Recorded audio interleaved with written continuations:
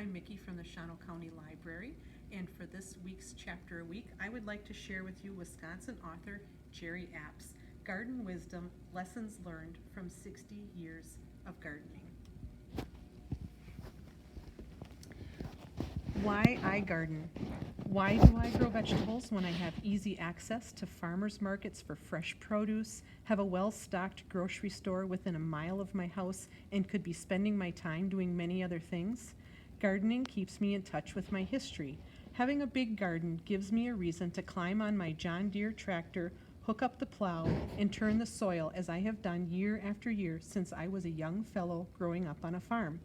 I enjoy seeing the transformation of land from ribbons of brown, freshly turned soil to green things growing. I like pulling the rusty old disc that sits under a box elder tree most of the year, or the spike tooth smoothing drag that turns a roughly plowed garden spot into a neat space ready for row marking and planting. Of course, I also have practical reasons for gardening. Although I probably didn't believe my mother when she said vegetables and fruits were good for me, she was right, of course. The vegetables and fruits I grow offer a bevy of vitamins, minerals, fiber, and trace elements for a minimum amount of calories.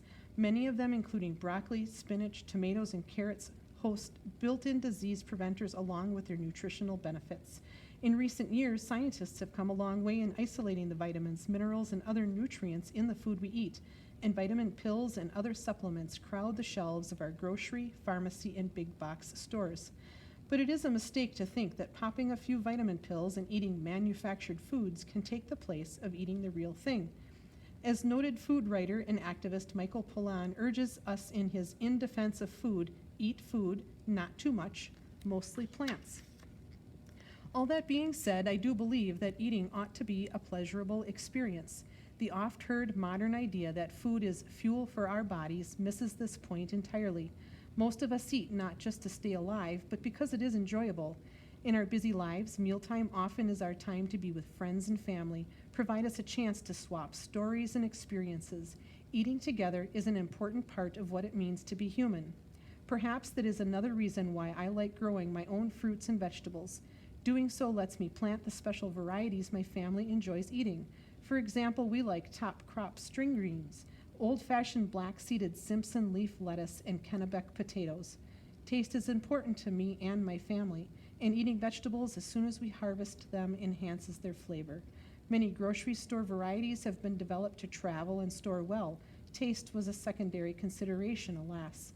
But we know that our homegrown tomatoes and strawberries will be delicious, and we look forward to sharing them throughout the season. My family has gardened for generations. Both my sets of grandparents were gardeners, as were my parents. I introduced my 3 children to gardening, starting when they were toddlers, and all 3 of them grow gardens today. And now my 5 grandkids are gardeners as well, helping me with everything from planting to harvesting. I can think of no better way to introduce children to nature than by gardening together. Getting them into the garden is a way for them to learn about where their food comes from and at the same time develop a connection to the land that is subtle and likely long-lasting. Until fairly recently, I had never thought about the exercise benefits of gardening. The work has to be done, so I did it. I have never had a membership in a health club or gymnasium. I'm way too much of a farmer for that.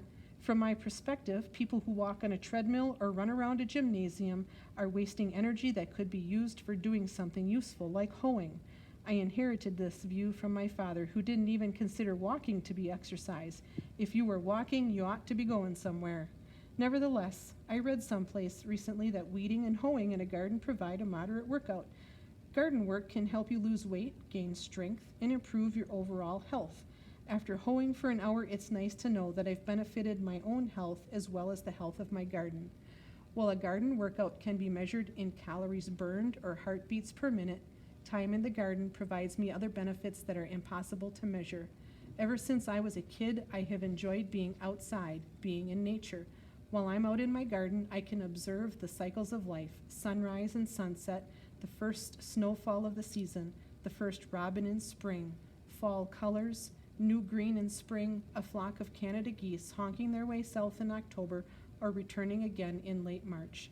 I like the predictability of nature and its surprises too. Come April, I know, or maybe I feel, that it's time to begin planting my garden. For me, the following words begin to describe why I garden: mystery, awe, anticipation, patience, surprise, disappointment, elation. Perhaps all gardening gives me the feeling that I am doing something important. So if you like this book, come on in, check it out, order it from us, and then if you do have your own garden and you'd like to do something with what you grow, please check out another Jerry Apps book written with his daughter, Old Farm Country Cookbook. Thank you for watching this week's Chapter a Week.